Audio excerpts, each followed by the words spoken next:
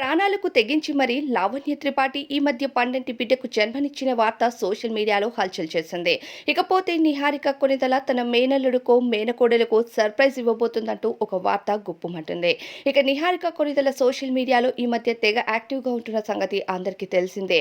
Acting కెరియర్ను ఫ్యాషన్గా ఎంచుకున్న నిహారిక కొణిదలకు హీరోయిన్గా అవకాశాలు లేకపోవడంతో ఇక వివాహం చేసుకుని ఫ్యామిలీ లైఫ్లో సెటిల్ అయింది. కానీ అక్కడ కూడా వర్కౌట్ అవ్వకపోవడంతో భర్తకు విడాకులు ఇచ్చిన తర్వాత ప్రొడ్యూసర్గా అవతారమెత్తింది.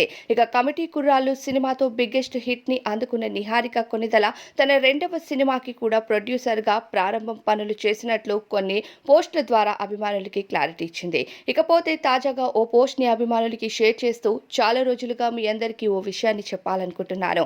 ఇప్పటి వరకు దాన్ని సీక్రెట్ గా దాచాను, కానీ ఇప్పుడు చెప్పేసే టైం వచ్చింది అంటూ తెలియజేసింది.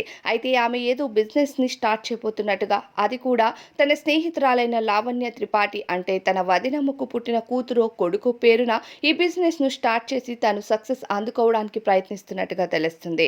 మరి నిజంగానే లావణ్య అలానే నిహారిక సక్సెస్ అవుతారా?